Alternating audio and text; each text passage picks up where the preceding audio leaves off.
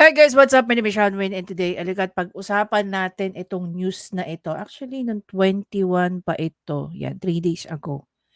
Pero nakita ko siya actually sa TikTok na yung news na ito na ang Belkins po, Pharma files cyber libel raps versus health expert Dr. Tony Liachot.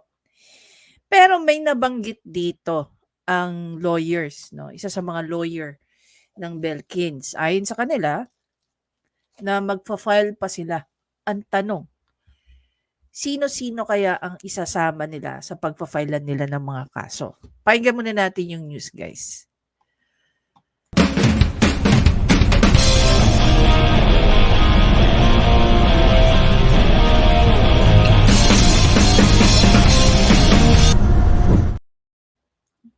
Malicious, careless, and unfounded accusations. This is the basis used in the complaint filed by Belkins Pharmaceutical Incorporated earlier today, May 21, against public health advocate Dr. Tony Liachon. The company's lawyer filed a complaint for civil libel or violation of Cybercrime Prevention Act of 2012 at the National Bureau of Investigation Office in Quezon City. Ngayon ho, nag-file na ho ng criminal complaint ang Belkins sa NBI for violation of the anti-cybercrime law against Dr. Anthony Liachon for his malicious, reckless, and baseless accusations against Belkins po.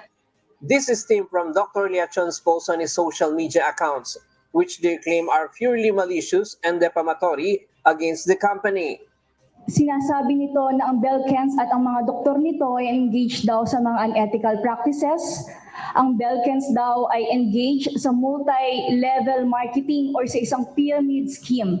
At also, ina-allege or kiniklaim ni Dr. Liachon na ang Belkins daw at ang mga doktor nito ay nag-overprescribe sa mga patients nito kapalit ng luxury cars, watches, etc. Due to these statements by Liachon, the reputation of Belkins Pharma, which the company has carefully nurtured over time, has allegedly been damaged. The ongoing defamation is said to have a significant impact on their company. Ang epekto ito, siyempre, nasira yung reputasyon, integridad, at saka yung pangalan ng Belkins Pharma, at saka yung mga, siyempre, nadamay doon yung mga produkto ng Belkins Pharma. The reputation of the doctors who were allegedly accused of prescribing in exchange for luxury vehicles and watches are also being affected. However, it's not just Dr. Liachon who the company plans to file complaints against. Take note of this one. Balikan natin. Pakinggan nyo mabuti. However, it's not just Dr. Liachon who the company plans to file complaints against. The company also intends to pursue others who have spoken out about alleged defamation against Belkins. So, sa tingin nyo, sino ang masasama dito sa kakasuhan ng Belkins? Maraming doktor ang nais hong mag-file ng kaso dahil marami nga ho silang naapektuhan nitong paninira sa kanila, hindi lang sa reputation nila. Tulad nga ng nasabi namin during Senate hearing, pati ho safety ho nila na endanger po sila kasi pinost po yung mga private cars nila, even their addresses During Senate hearing. Pakinggan natin ulit. Balik. sila kasi pinost po yung mga private cars nila, even their addresses po. So hindi lang doktor, pati pamilya nila naapektuhan ho. Wait. Na endanger po paninira sa kanila, hindi lang sa reputation nila. Tulad nga ng nasabi namin during Senate hearing, pati ho safety During Senate hearing. po nila na endanger po sila kasi pinost po yung mga private cars nila, even their addresses po. So hindi lang doktor, pati pamilya nila naapektuhan ho. Belkins is also considering filing an administrative complaint to have Dr. Liachon's license revoked. In a statement, Dr. Liachon responded to the complaint, saying his lawyers are still studying the complaint filed against him. He stated that Belkins' actions are an attempt to divert the issue and intimidate the company's critics. He also called it a desperate move to stop the investigation and manipulate public opinion. Dr. Liachon affirmed Grabe naman to si Dr. Lechon. Ano ba tingin mo sa tao? Sa bagay, no? Hindi ko naman masisisi si Dr. Lechon dito, 'di ba? Iba-iba naman kasi mag-isip ang mga tao. May mga tao na baka ano lang, baka opinion lang. 'Di ba? Lahat naman tayo nagbibigay ng opinion. Let's agree to that. Yun lang, yung iba sa atin, nagbibigay ng opinion, hindi lang base sa gusto lang magbigay ng opinion. But of course, with their expertise, with their personal knowledge, yung mga ganyang bagay, di ba? Actually, siguro ito magiging isang topic namin nila Doc Ira this coming Sunday. So, dahil nga medyo tapos na tayo sa ating konting mga sabihin na nating responsibility sa school. So, magbabalik programa na tayo by Sunday. His decision to bring the issue to the public in the interest of the medical community and the trust of the Filipinos in medical service provider in the country. Ryan Lacanlale, UNTV News and Rescue. We serve the people. So, basically, kung babalikan din natin yung naging statement rito ni Raffy Tulfo, do you think, ito naman tanong lang, no? Do you think isa si Raffy Tulfo sa kakasuhan ng pharma na to?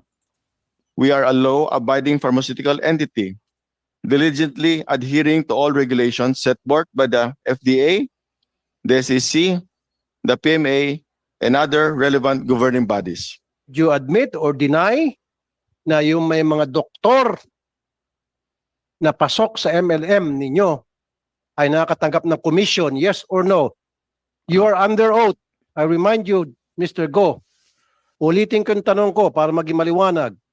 Would you admit or would you deny na yung mga doktor na ng inyong networking ay nakakatanggap ng komisyon coming from your company? Yes or no? There are two. No, sir. Yes or no? Yes or no lang po, I please. deny. You deny. Makukulong ka ngayon because Sorry, na-bother ako. Kambal ba itong dalawa?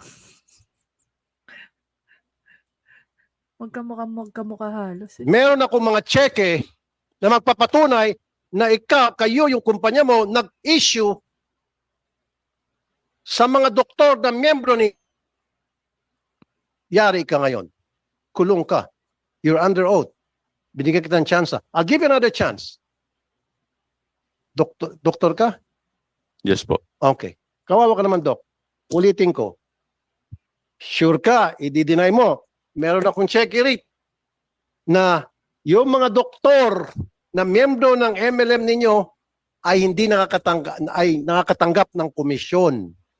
You said that's It's not true po. okay. I rest my case, Mr. Chair. Ipapadetain natin to si Mr. Go. And I will show you proof na siya po ay nagsinungaling. Grabe, no? Imagine niyo kung paano niya dinikdik. Doktor, kung paano niya guys dinikdik itong si Dr. Go. 'Di ba? Maliban kay Raffy Tulfo, meron pa bang ibang senador ang sobrang diniin ang Belkins at the time during na nagkakaroon ng Senate inquiry, Senate hearing tungkol dito sa sinasabi ni Raffy Tulfo? So, hindi natin alam, hindi ko na nasabaybayan to be honest. Sino kaya ang source ni Raffy Tulfo na nagsasabi at nagpapatunay? Si Dr. Liechon ba? 'Di ba? Alam nyo, sa totoo lang, no? Unang-una nag-spark sa akin. Ayon nga kay Maharlika, ito daw si Raffy Tulfo, okay?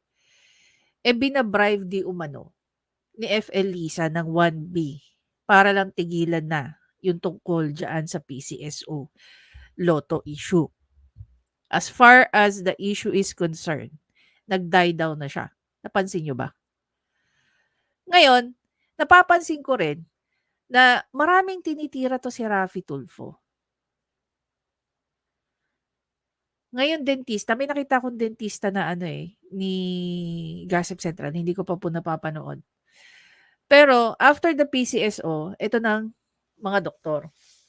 Sino susunod? Mga nurses. So, grabe, no? From police, to doktor, to dentista, ano susunod? Diba? Teacher, ano susunod? Hindi ko na tuloy alam kung anong intention ni Raffy Tulfo sa mga pagko-call out niya, no? Dito sa mga taong to. lalo na sa pagtawag ng korap at kung ano-ano pa sa mga kawani ng gobyerno. Nagiging questionable na sa akin eh. Are you really doing this for a good cause? Or there's a catch kung bakit mo ginagawa ito? 'Di ba? Hindi nga natin alam yung mga resolution. Actually, I will have enough time na i-review lahat ng mga naging reso ni Raffy Tulfo dito sa mga Senate inquiry niya at Senate hearing niya. Do you think, ito tanong lang naman natin, do you think dyan sa mga pinagagawa ni Raffy Tulfo against dito sa Belkins Pharma, accusing them that they're doing something illegal, isa kaya siya sa kakasuhan? Hindi ako sure kung cyber libel, no? But definitely, sinabi naman ng Belkins ng mga lawyers ng Belkins, that they will be filing charges. Hindi naman nila pinangalanan. Wala naman silang drinap na name. Pero ang tanong natin dyan, isasama kaya nila si Raffy Tulfo? Kasi almost everything na sinabi ni Raffy Tulfo dyan sa kanyang Senate inquiry or hearing with Belkins, very damaging sa reputation ng company. Tapos ang lakas pa ng loob niya magpakita ng mga, what do you call that, ng mga resibo. O yung mga resibo niyang cheque na napakaganda na nag-explanation ng mga taga Belkins, no? Coming from the CEO of Belkins himself, Dr. Go. Doon natameme si Imagine mo, iti-threaten mo yung tao. You're accusing of the person na they're doing something illegal. At the same time, sasabihin mo pa, iko-contempt mo. Bakit si Alice Guo, hindi nyo kinontempt? Paulit-ulit nagsinungaling sa inyo. Diba? Tanong lang ha. May kinikiligan ba kayo dyan? Anyway, abangan natin kung isasama nga nila si Raffy Tulfo, no? Sa kakasuhan ng Belkins. Yun nga lang, bilang si Raffy Tulfo, immune siya may immunity sila sa tuwing nagkakaroon sila ng mga ganyan. Mga Senate inquiry nila at Senate hearing nila. Okay? So, I don't know kung ano i-file nila labang kay Raffy Tulfo kung magpa-file man sila. Okay? But definitely sure na magkakaso ang mga doktor at saka ang Belkins. Abangan natin kung sino yung kakasuhan nila. Sana sana i-publicize nila yon. Magpa-interview sila and all the shebang. Anyway guys, again, maraming salamat sa panonood. Please don't forget to subscribe, like, at i-comment nyo na rin sino sa tingin nyo ang pwede pang kasuhan ng Belkins. No, patungkol sa pagkasira ng mga pangalan o tungkol sa pagkasira ng pangalan at reputasyon ng pharma company, mga doktor na gusto mag-file ng mga kaso. Sabi ko na nga ba alam mo, feeling ko, kung kakasuhan man nila si Raffy Tulfo, the next time magiging untouchable na yung mga doktor na yan. Anyway guys, I'll see you in the next video.